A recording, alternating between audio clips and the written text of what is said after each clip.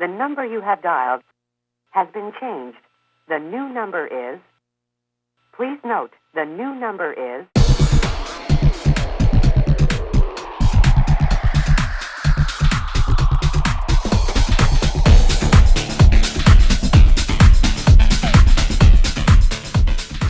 Welcome on board, superstars.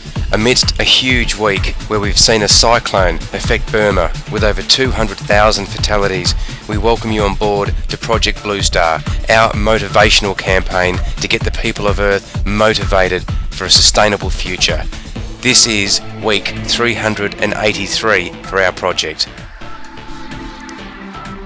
On Monday, it was a Millicom investigation into electromagnetic radiation.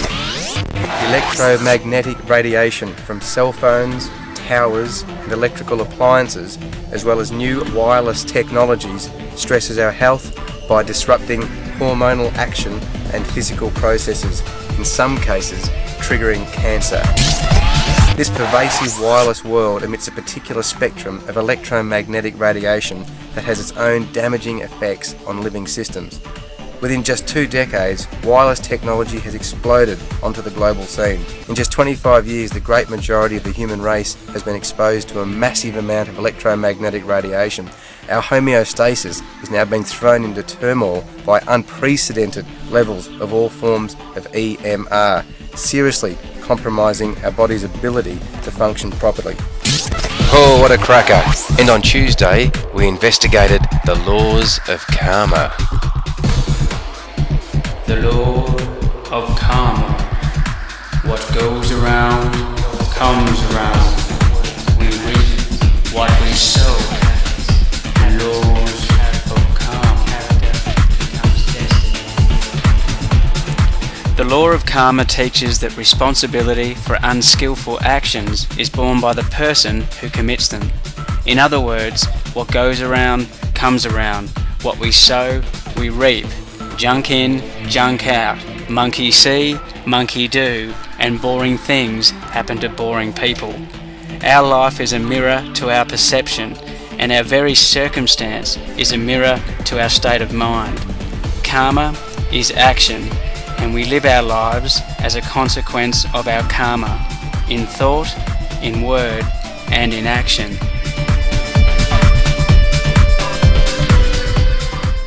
Under the law of karma, the effects of all deeds actively create past, present, and future experiences, therefore making each of us responsible for our own lives. And this means that the sooner we take responsibility for the circumstances in our lives, the sooner we can resolve the spiritual imbalances which create struggle and conflict within. Oh, magnificent stuff.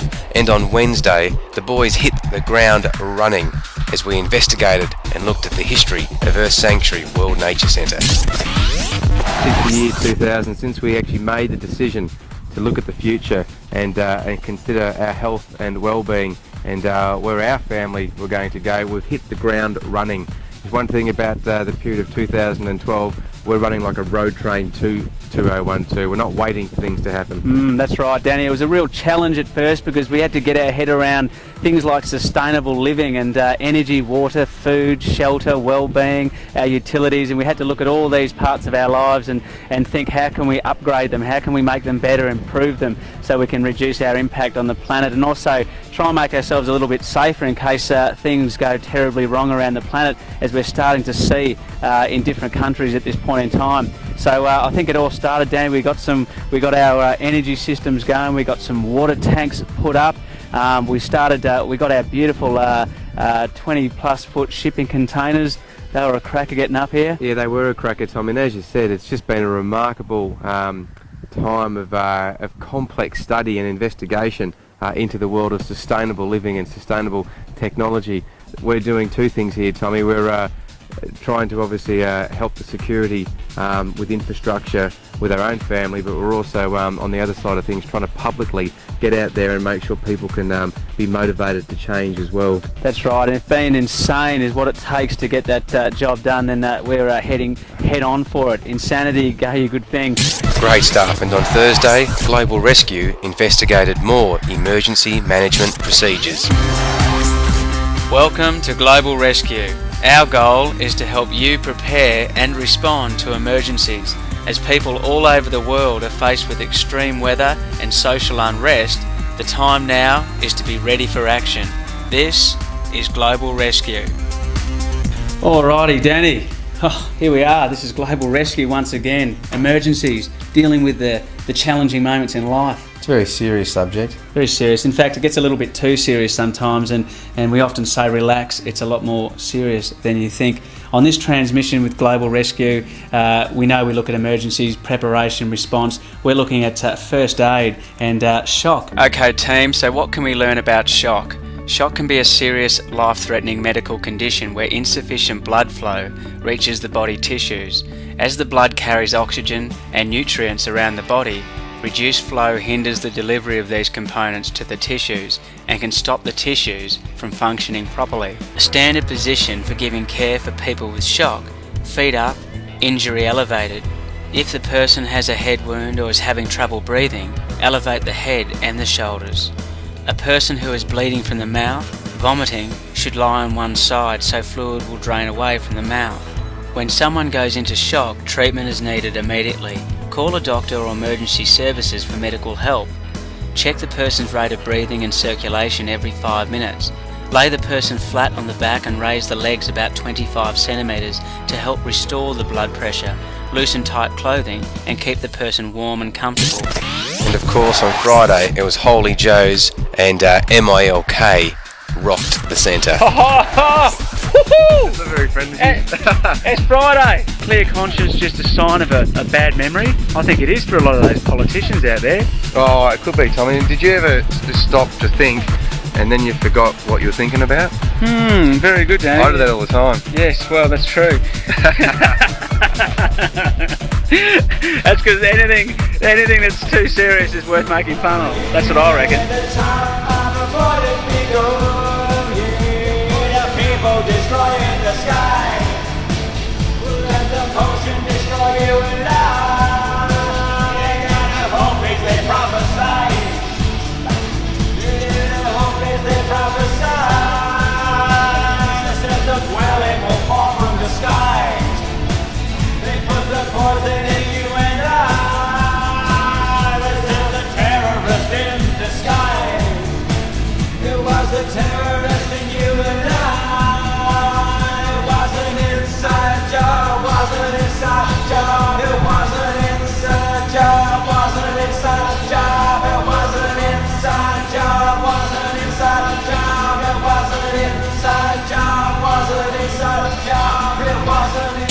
And finally, on Saturday, we investigated the star civilization of the Dogon tribe of Africa. Welcome to our investigation on the wonderful Dogon tribe of Africa. The Dogons live near the Hombori Mountains near Timbuktu in the southwestern portion of the Sahara Desert. Central to their religious teachings is knowledge about the Sirius star system, which includes a star which is invisible to the naked eye, in fact so difficult to observe, even through a telescope, that no known photographs were taken of it until 1970.